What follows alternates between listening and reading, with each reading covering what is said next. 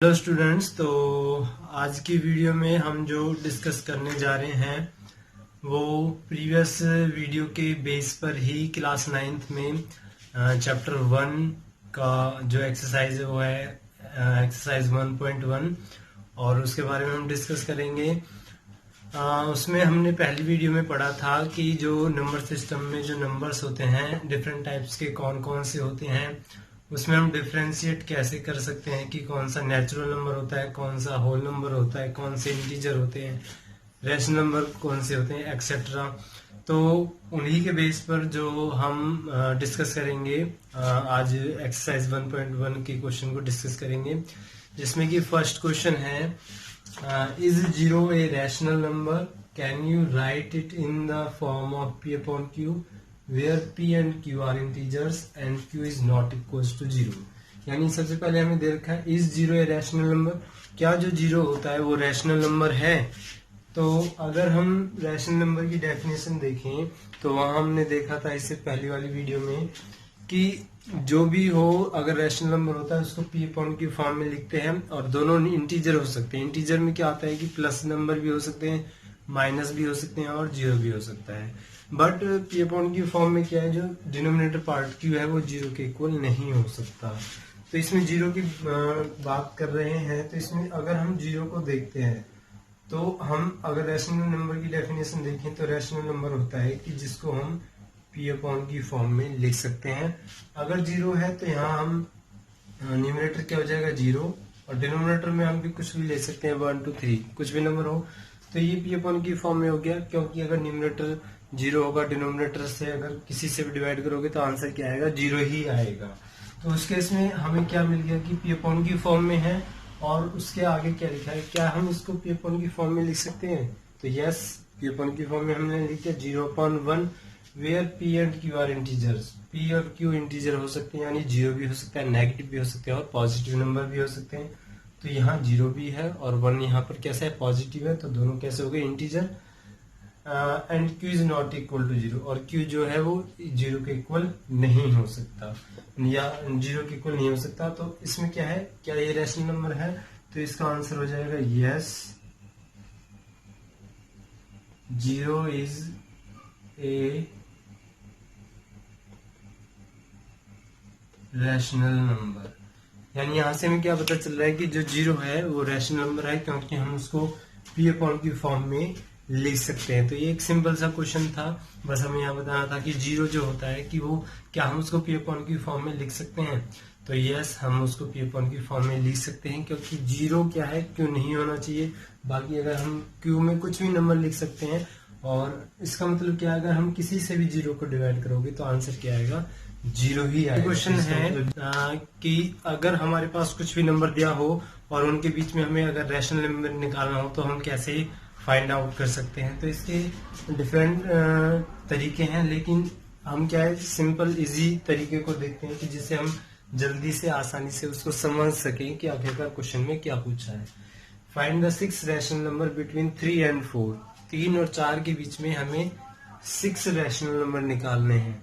तो अगर हम इनके बीच में रैशनल नंबर निकालने हैं तो सबसे पहला तरीका सिंपल सा तरीका है, क्वेश्चन में हमें सिर्फ ये देखना है कि हमें कितने निकालने हैं। 6 हमें फाइंड आउट करने हैं रैशनल नंबर, तो यहाँ हमें 6 फाइंड आउट करने हैं। तो किसी भी क्वेश्चन में जितने भी रैशनल नंबर हमें फाइंड आउट करने हो उसमें 1 प्लस करके, जैसे कि यहाँ हमें कितने निकालने हैं, 6 निकालने हैं, 6 में 1 प्लस कर दो तो कितना हो गया, 7।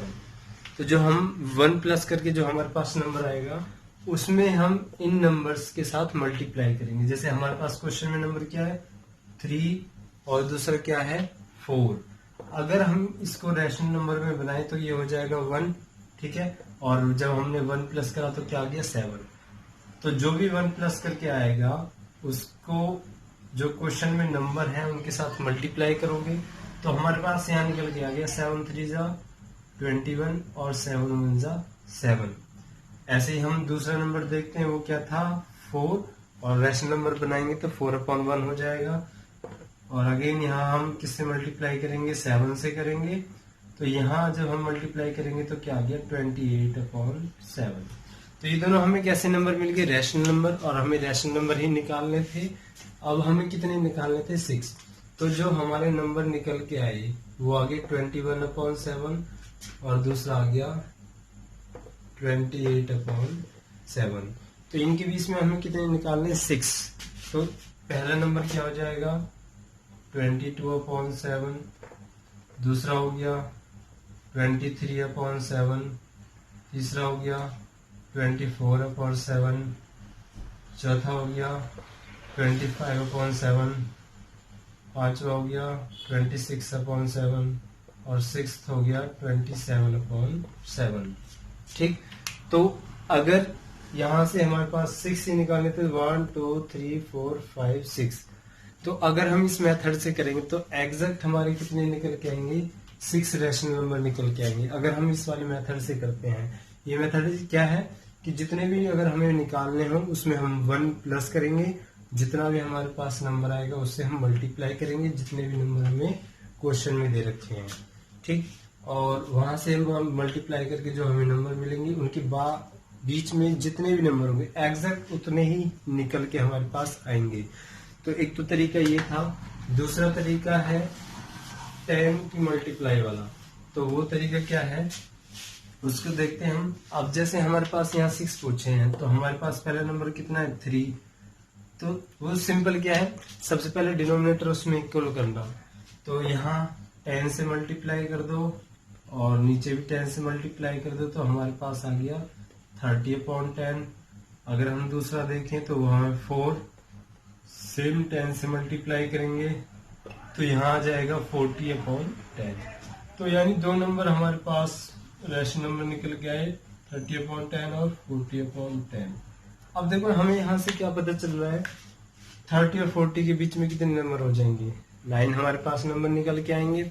तो उन 9 में से हमें सिर्फ कितने बताने 6, तो हम कुछ भी 6 कोई भी हम उनमें से बता सकते हैं।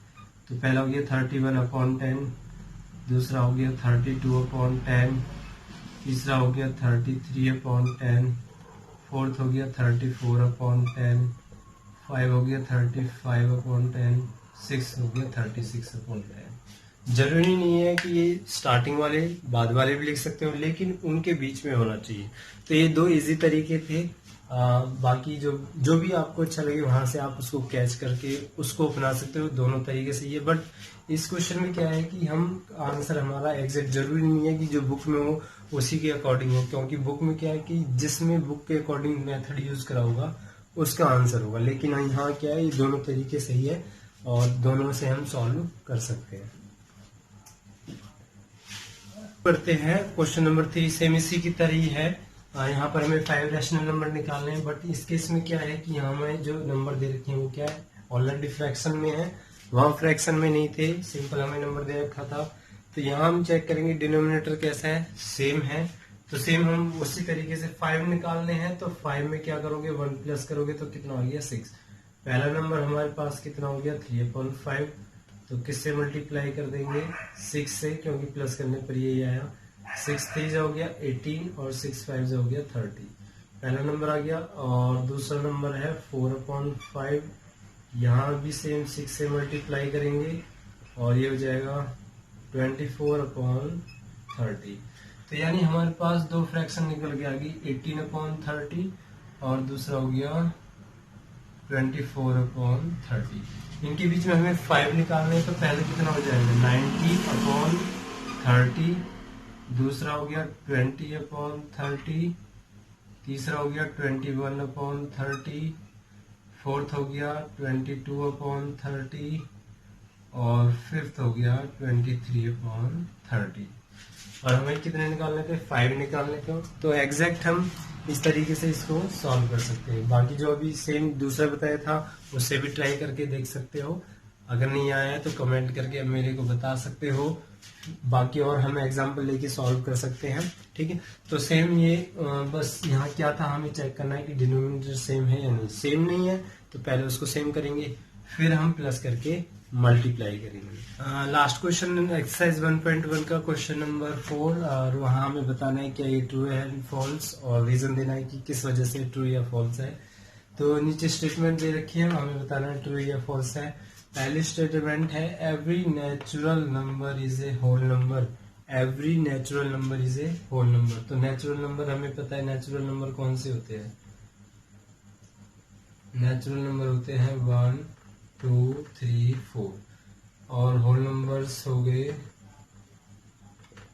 0 1 2 3 सो। ठीक है, अब इसमें हमें बता रहा है every natural number is a whole number. Every natural number is whole number. क्या सभी के सभी नेचुरल नंबर होल नंबर होंगे? तो सभी के नेचुरल नंबर होल नंबर होंगे, क्योंकि नेचुरल नंबर 1 से स्टार्ट है और होल नंबर 0 से स्टार्ट है। तो होल नंबर में ये सभी नेचुरल नंबर आ जाते हैं। तो हम क्या कह सकते हैं कि ये ट्रू है। फर्स्ट जो है वो ट्रू है। क्यों है? क्योंकि सभी नेचुरल नंबर होल नंबर्स में आ जाते हैं, इसलिए वो ट्रू है। सेकंड में हम देखते हैं every integer is a whole number. Every integer is a whole number.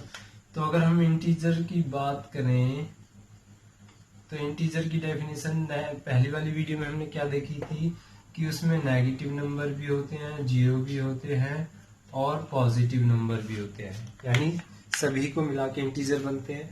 अब every integer is a whole number और हम होल नंबर्स को देखते हैं कि होल नंबर्स में क्या है, 0 से स्टार्ट है, 0 1 2 3।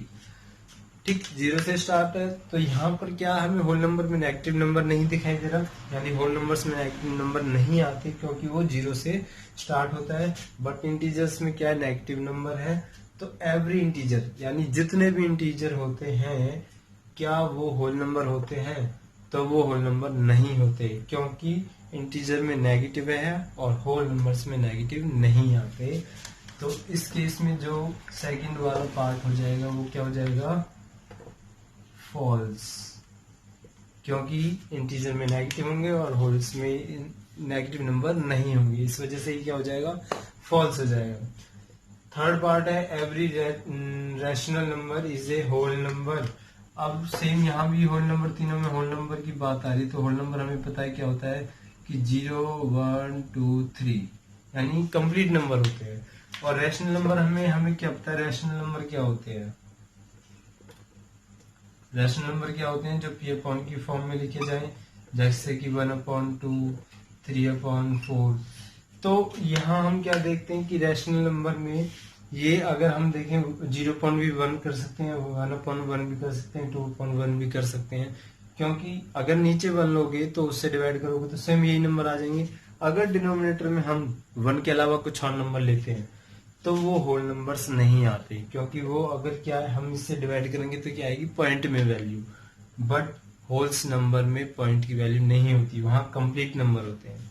तो हम देखते हैं कि जो रैशनल नंबर है वो सभी के सभी होल नंबर नहीं होते। रीजन क्या हो गया? अगर मैं 1/2 लिखता हूं तो 1/2 को अगर सॉल्व करेंगे तो यहाँ क्या हो जाएगा? डिवाइड करोगे तो 0.5, तो इसमें क्या हो जाएगा? ये कंप्लीट नंबर नहीं मिलेगा। तो इस वजह से क्या हो जाएगा? जो थर्ड वाला भी है वो क्या हो जाएगा? फॉल्स, क्योंकि होल नंबर्स में कंप्लीट नंबर आते हैं और रैशनल नंबर में p/q। अगर हम 1 नीचे लेते हैं डिनोमिनेटर में तो हमारा हो सकता है, लेकिन मान लो बाई चांस 1 के अलावा कोई और नंबर डिनोमिनेटर में ले तो उस कंडीशन में क्या है कि वो फॉल्स हो जाती है कंडीशन, क्योंकि वहां अगर हम देखें, जैसे यहाँ से देखते हैं 1/2 हो गया, 1 को 2 से डिवाइड करोगे तो कंप्लीट नंबर आएगा नहीं, वो किस में आएगा? पॉइंट में आएगा। तो इस वजह से ही क्या हो जाएगा? फॉल्स हो जाएगा। तो ये एक्सरसाइज 1.1 थी जिसमें हमने क्वेश्चन देखे हैं रैशनल नंबर से फ्रैक्शन के या दो नंबर के बीच में रैशनल नंबर कैसे फाइंड आउट करते हैं। तो मुझे उम्मीद है आपको जो ये एक्सरसाइज 1.1 की वीडियो है वो पसंद आई होगी और समझ में भी आई होगी, क्योंकि जो कुछ मेथड क्या है बहुत इजीली है, जैसे सेकंड क्वेश्चन में और थर्ड क्वेश्चन में इजी वे से करेंगे वो बहुत इजी लगेगा हमें।